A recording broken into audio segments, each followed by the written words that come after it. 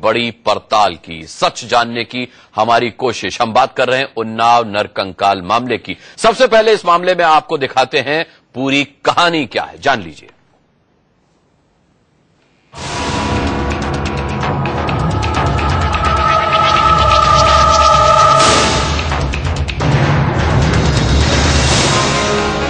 UP के उन्नाव के परियर घाट में मिली लावारिस लाशों को लेकर मचा बवाल अभी थमा भी नहीं था कि उन्नाव पुलिस कैंपस में सैकड़ों की तादाद में नरकंकाल मिलने से सनसनी फैल गई। ये तस्वीरें उसी पुलिस कैंपस के कमरे की जहां बोरियों में सैकड़ों कंकालों को ठूस कर रखा गया है। इन कंकालों के मिलने से कई अहम सवाल उठ खड़े हुए हैं। मसलन किन लोगों के हैं ये नरकंकाल? ये सैकड़ों कंकाल कहां से आए? कंकाल कमरों में छिपाकर क्यों रखे गए थे?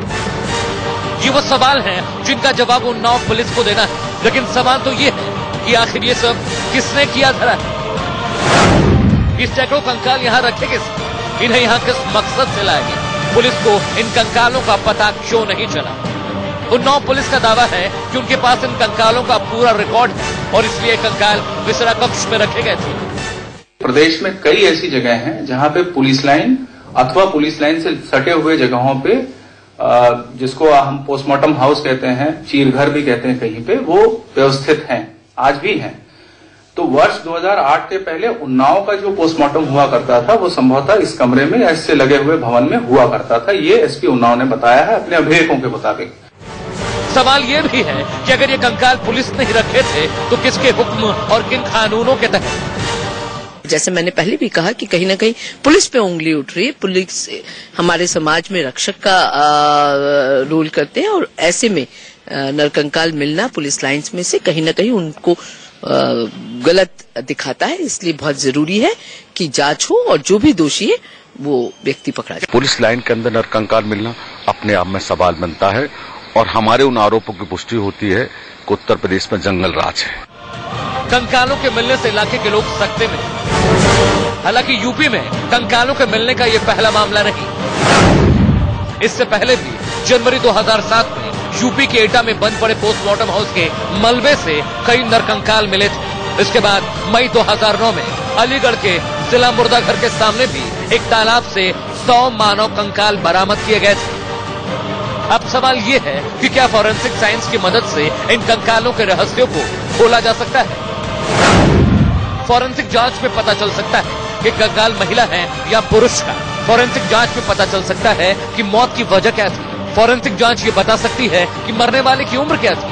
फॉरेंसिक जांच ये भी बता सकती है कि कंकाल कितना पुराना है। इसके अलावा फॉरेंसिक जांच में ये भी पता चल सकता है कि मरने वाले का स्वास्थ्य कैसा था। जाहिर है ये मामला तूल तो पकड़ेगा और कंकालों से हासिल होने वाली ये जानकारी वो पहला सुराग होंगी जो कंकालों की इस गुत्थी को सुलझाने में अहम कड़ी साबित होंगी। लेकिन क्या यूपी में कंकालों और नदी में लाशों का मिलना महज एक इत्तेफाक है या फिर इसके पीछे कोई बड़ी साजिश? Bureau report, India news.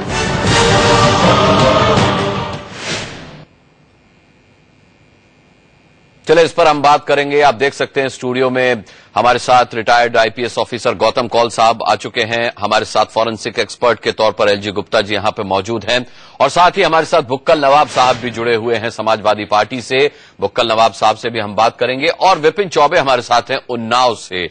Vipin ने कल रात से अब तक और क्या कुछ पड़ताल की है इस मामले में, ये विपिन से हम जानेंगे। बस एक छोटा सा ब्रेक लेने की इजाजत दीजिए, बहुत जल्द वापस आते हैं ब्रेक से और फिर चर्चा करेंगे इस सच क्या है नरकंकाल कांड पर। इंडिया न्यूज की ये माह कवरेज, हमारी ये पड़ताल लगातार जारी है। आइए सीधे रुख करते हैं उन्नाव का। हमारे संवाददाता विपिन चौबे वहां से हमारे साथ लगातार बने हुए हैं। विपिन, कल रात से लेकर अब तक क्या कुछ अपडेट है इस मामले को लेकर के? क्या कुछ नया खुलासा, नया सच सामने आया?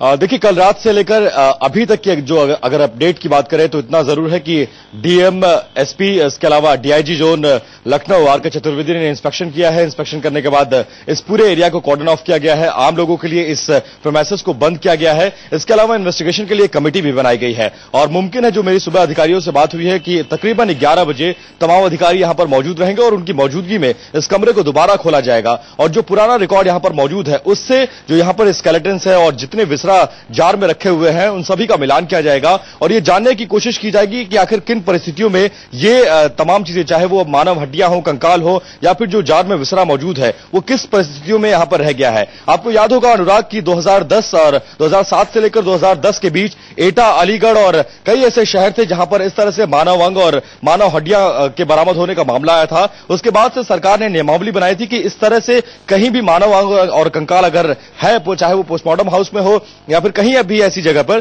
तो उसको डिस्पोज ऑफ किया जाएगा। और कई जिलों में उसके बाद ये कदम उठाए भी गए। लेकिन अगर यहां पुलिस लाइन में ये तमाम चीजें आज तक पड़ी रही तो किन परिस्थितियों में पड़ी रही, गलती किसकी है, चूक कहां पर है और जांच के बाद उन तमाम लोगों पर कार्रवाई की भी बात अब कही जा रही है। जी, बुक्कल नवाब साहब के पास मैं जाऊंगा। बुक्कल नवाब साहब, कल तमाम बड़े अधिकारी, चाहे वो एसपी हो, एसएसपी हो या फिर डीएम हो, इन्होंने मानव अंगों की तस्करी से इनकार नहीं किया है। उन्होंने आशंका जाहिर की है, उन्होंने इस बात को खारिज नहीं किया है कि इसके पीछे मानव अंगों की तस्करी नहीं हो सकती। ये एक बड़ी बात है, क्या कहेंगे आप?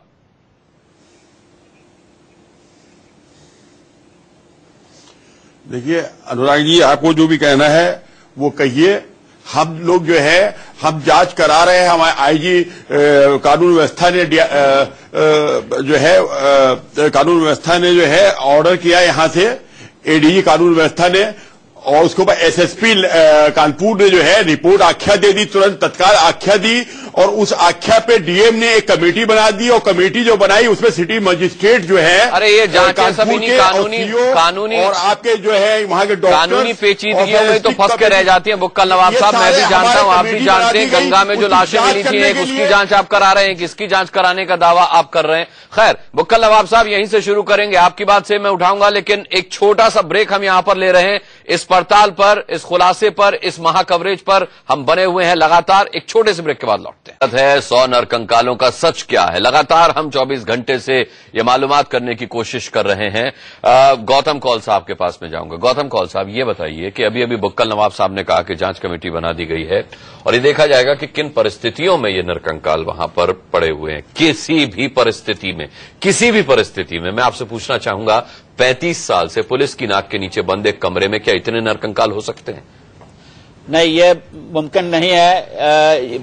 इसके अलावा जो ये जांच कमेटी को जो समय दिया गया है 7 दिन का, ये भी बिल्कुल ही अनरियलिस्टिक है। इसको जो है ज्यादा वक्त चाहिए, इसके लिए कोई डेडलाइन नहीं होनी चाहिए। पर हाँ, ये कहा जाए कि ये जो है काम जल्द से जल्द हो, क्योंकि इसकी जांच में जो है हमको बहुत सारे लोगों को ढूंढना पड़ेगा जो कि वहां पहले पोस्टेड थे। पहले तो वहां के डॉक्टर जो थे, कहते हैं क्योंकि ये जो था हिस्सा जो था लाइंस का, वो एक पुलिस अस्पताल था और यहाँ पोस्टमार्टम होते थे, तो पोस्टमार्टम करने वाले डॉक्टर जो हैं पिछले 10 साल के जो कम से कम हमको देखने पड़ेंगे, वो कहाँ हैं आज, उनसे पूछताछ होगी। उसके बाद में जो लाइन इंस्पेक्टर्स होते थे, जो पहले जिनकी जिम्मेवारी थी कि वहां पे जो बिल्डिंगें हैं उनकी रेख देख, उनकी सफाई, उनकी पुताई, उसमें क्या क्या हो रहा है, ये सब पूछना पड़ेगा कि क्या उन्होंने इन कमरों को जो है कभी खोल के भी देखा, और अगर नहीं देखा तो क्यों नहीं देखा, इसमें क्या कोई रहस्य था। ये सब जो है ये ऐसे प्रश्न चिन्ह हैं। आपने बहुत बड़ा सवाल उठाया गौतम कौल साहब कि क्या इसमें कोई रहस्य था, क्योंकि इसमें रहस्य था। अब क्या रहस्य था वही हम जानने की कोशिश करेंगे। हमारी ये चर्चा जारी रहेगी। एक और छोटा सा ब्रेक लेने के लिए यहां पर रुक रहे हैं, बहुत जल्द वापस। आखिर सच क्या है? ये वही उन्नाव है जहां 1 महीने के अंदर दूसरी ऐसी घटना है। पहले गंगा में सैकड़ों शव बहते हुए मिले थे, उनका सच अब तक सरकार नहीं बता पाई है। अब सरकार की तरफ से उनके नुमाइंदे बुक्कल नवाब साहब ये दावा कर रहे हैं कि भाई बहुत जल्द जो है इसकी जांच रिपोर्ट भी सामने आएगी और इसका सच भी सामने आएगा। बहरहाल, पुलिस प्रशासन क्या दलील दे रहा है वो आपको बता दें। पुलिस प्रशासन की दलील ये है कि ये कंकाल विसरा जांच के लिए रखे गए होंगे, और इंडिया न्यूज संवाददाता पुलिस लाइन के विसरा रूम तक पहुंच भी गए और सच जानने की कोशिश की। विपिन चौबे की रिपोर्ट पहले देखिए।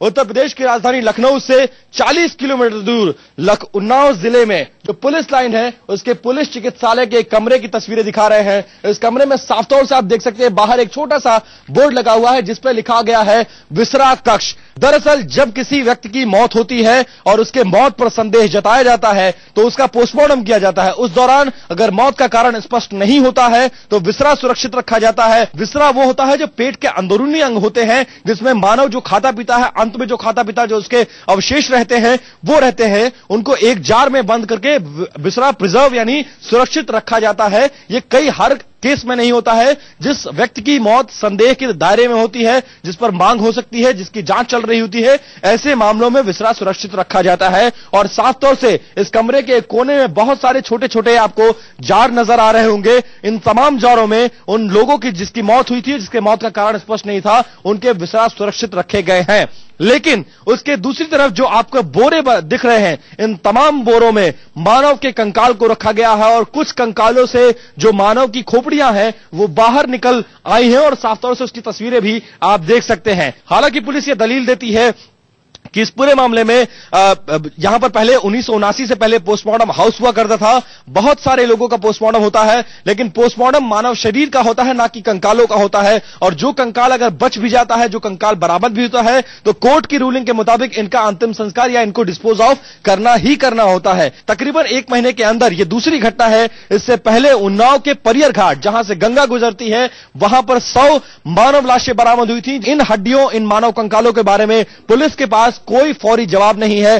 पुलिस जिस नियम का हवाला दे रही है वो ये है कि उसके पास ये राइट्स हैं कि इस तरह कंकालों को प्रिजर्व करके रखा जा सकता है। बड़ा सवाल यह भी है कि विसरा सुरक्षित तो रखा जाता है लेकिन वो जांच के लिए रखा जाता है। जांच के बाद उस विसरे को जो सैंपल होता है उसको नष्ट कर दिया जाता है।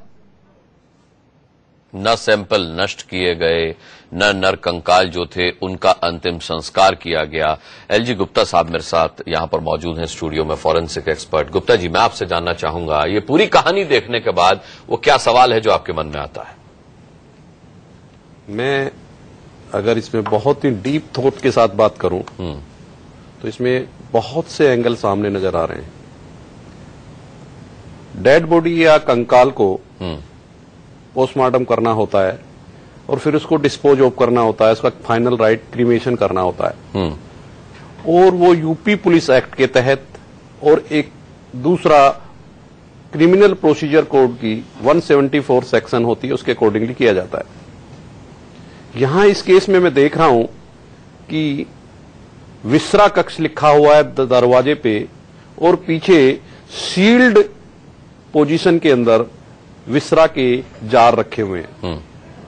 ये 2008 के थे या 1979 के थे, हम ये समझ सकते हैं कि इनका एनालिसिस नहीं किया गया है क्योंकि सील्ड पोजीशन में फोटो में नजर आ रहे हैं। ये सब के एक ही चीज शो करती है कि somewhere it is a lab running in the hospital itself और इस सिचुएशन में विसरा रखे गए होंगे। नहीं, लेकिन एक बड़ा सवाल ये भी तो है कि आप कह रहे हैं कि ये लैब है, लैब में नरकंकाल कहां से आ गए? हाँ, मैं आता हूं इस बात पे। यहां पे पोजीशन एक बनती है, विसरा प्रिजर्व किए गए पोस्टमार्टम के दौरान, पोस्टमार्टम करने वाले डॉक्टर ने, पर इनका एनालिसिस नहीं किया गया। तो क्या ये इस तरीके से डंप करने के लिए किए गए? इसमें फाइनल रिजल्ट क्या निकला, वो कोर्ट केस बना या पुलिस केस बना, उसका क्या महत्व निकला? इस विसरा प्रिजर्व करने का क्या महत्व बोला? क्या ये आईवास है सिंपली? हमारे देश के अंदर लॉ का ये सिस्टम चल रहा है। What is about the existing law given in the IPC, CrPC, इनका क्या हुआ? दूसरी बात, नरकंकाल बिल्कुल सामने नजर आ रहे हैं। किसी में किसी बॉडी के शरीर का नीचे का आधा हिस्सा नजर आ रहा है, किसी में बॉडी का ऊपर का हिस्सा नजर आ रहा है, किसी में पूरा सर नजर आ रहा है। मैं लास्ट 25 साल से पोस्टमार्टम कर रहा हूं, ऑल इंडिया इंस्टीट्यूट में भी मैं रहा हूं, दिल्ली गवर्नमेंट में भी रहा हूं। मैंने इस तरीके का सिस्टम है कि पूरा सर का सर प्रिजर्व कर दिया होगा और बार बार कर दिया होगा और इस कदर कर दिया होगा कि बोरों में भर भर के रख दिया होगा। ये मेरे लिए भी एक नई घटना है। अब रही बात इस बात की कि human trafficking of the human organs, ये ऐसा पॉसिबल है क्या इस केस में? जैसा लगता है लोग अपने दिमाग का कितना भी स्ट्रेच कर लें पर ये पॉसिबल नहीं नजर आ रहा है इसमें। कहीं भी ह्यूमन ऑर्गन्स की खरीद फरोख्त का केस ये इस तरीके से होगा ये पॉसिबल नहीं है जी। पर ये डेफिनेट है कि डेड बॉडी के बाद में उसका जो विसरा प्रिजर्व किया गया और कंकाल भी मानो प्रिजर्व किया गया तो उसका भी एक तरीका होता है कि उसको डिस्पोज ऑफ कैसे करना है। इस केस में मुझे लगता है कि ये प्रोसीजर फॉलो नहीं किया। This is a great mistake and negligence on the part of concern person, चाहे वो पुलिस सिस्टम से हो, चाहे वो मेडिकल सिस्टम से हो या फोरेंसिक लैब सिस्टम से हो। ठीक है, जहां तक मैं समझता हूं कि इसमें अखिलेश जी का या उनकी गवर्नमेंट का कोई रोल है या मुलायम सिंह जी ने ऐसा करवा दिया होगा और इस तरीके की नहीं, ये तो हम कह ही नहीं रहे कि किसी ने ऐसा करवा दिया होगा। हमारा सवाल तो ये है कि 3 साल से समाजवादी पार्टी की सरकार है, 1979 से ये मामला चला आ रहा है। 1979 से 2008 तक के ये 400 रिकॉर्ड पेंडिंग बताए गए जो अनक्लेम्ड रिकॉर्ड है। तो सरकार क्या सो रही थी? सरकार की पुलिस क्या सो रही थी? हमारा तो ये सवाल है। मैं आपके पास आऊंगा और आपसे ये भी जानूंगा गुप्ता जी कि आपने ये आशंका को क्यों खारिज किया है कि मानव अंगों की तस्करी से जुड़ा ये मामला नहीं लगता। इसका जवाब भी मैं आपसे लूंगा, लेकिन उससे पहले बुक्कल नवाब कुछ कहना चाह रहे हैं। बुक्कल जी बोलिए।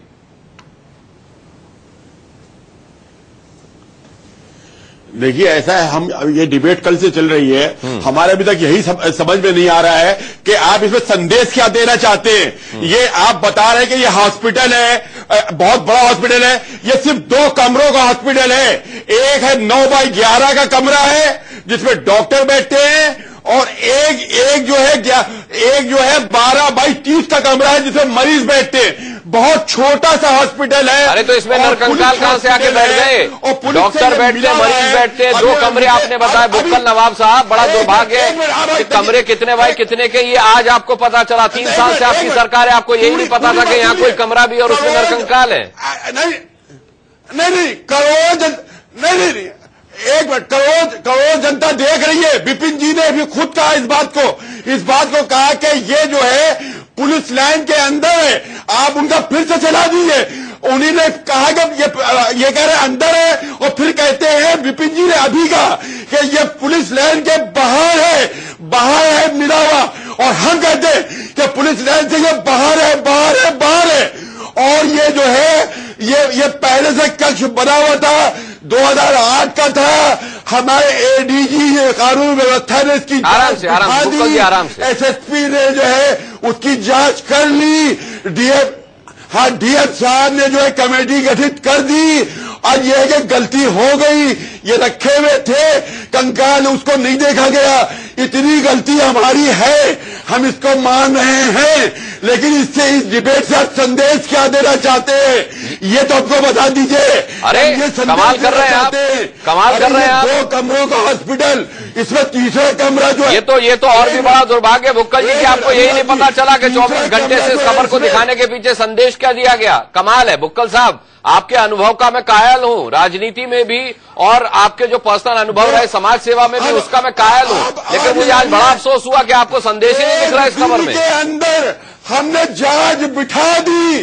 अरे हम साथ में नहीं हैं इनके। अरे जांच तो आपने गंगा में जो शव बहकर आए थे उस पर भी बिठाई थी बुक्कल नवाब साहब। जांच तो आपने गंगा में जो शव बहकर आए थे उस पर भी बिठाई थी। उसका क्या हुआ? वो बैठी की बैठी है, जांच खड़ी कब होगी? जनता देख रही है। चलिए, विपिन की रिपोर्ट पर आपने सवाल उठाए हैं। विपिन आपसे कुछ सवाल करना चाह रहे हैं। अच्छा ठीक है, सबके अंदर पीएसी वाले आके बैठे, ठीक है, आराम से रही।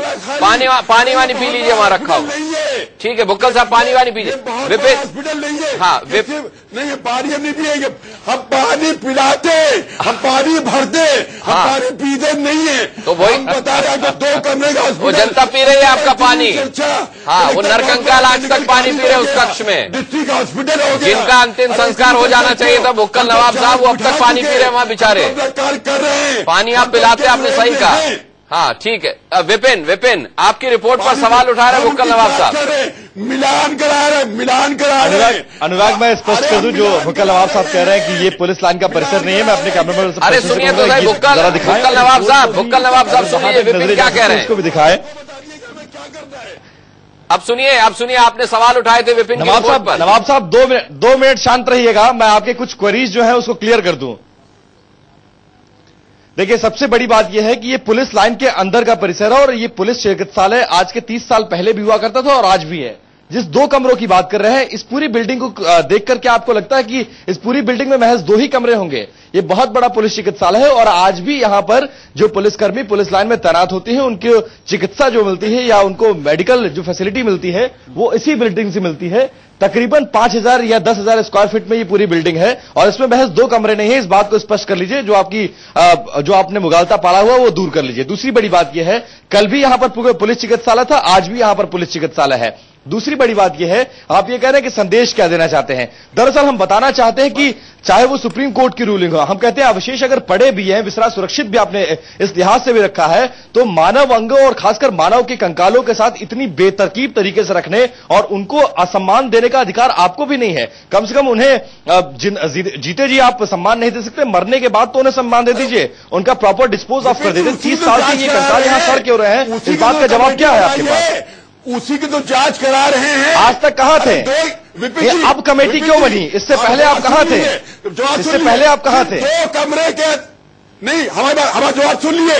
करोड़ों जनता देख रही है, हॉस्पिटल सिर्फ 2 ही कमरे के अंदर है, 3 में नहीं है। 2 कमरे में 1 कमरा खाली है। आप आ जाइए उन्नाव, मैं यहीं पर खड़ा हूं। आप उन्नाव आकर देख लीजिए, मैं यहीं पर खड़ा हूं, आपका मुगालता दूर हो जाएगा। ये 2 कमरों का अस्पताल नहीं है, ये 10,000 स्क्वायर फीट में फैला हुआ अस्पताल है। दर्जनों कमरे हैं इसके अंदर, और जो 9x11 के कमरे की बात कर रहे हैं, यहां पर तकरीबन बिल्डिंग। हाँ, बताइए बताइए बताइए बताइए। देखिए, झूठ को चिल्लाकर कह देने से झूठ सच नहीं होता है। इस बात को स्वीकार करिए कि गलती हुई है, और आपके डीआईजी भी इस बात को स्वीकार करते हैं कि कहीं ना कहीं हमारे साथ चूक हुई है। उस बात को मानिए, इसमें बड़ा दिल दिखाइए, और इस तरह से चिल्लाने से आप अपनी जिम्मेदारी से बच नहीं सकते हैं। 2 कमरे का 3 कमरे में नहीं होता है। अरे अस्पताल घूमने थोड़े निकले हम लोग बुक्कल नवाब साहब, मुद्दे पर आइए। अस्पताल घुमा रहे हैं आप, 2 कमरे, 13 कमरे, 12 कमरे।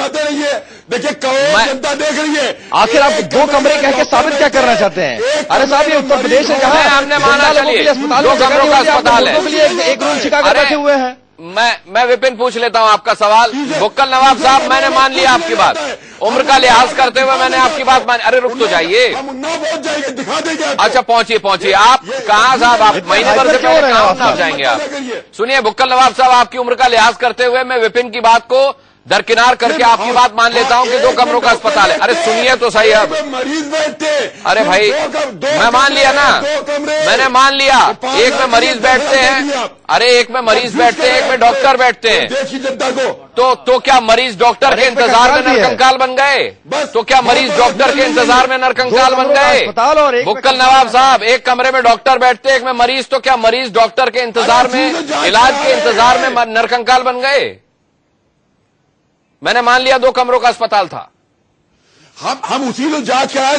2008 के पहले के कंगाल हैं, 2008 के पहले के हैं, सब लिखत पढ़त में है, रजिस्टर के अंदर है।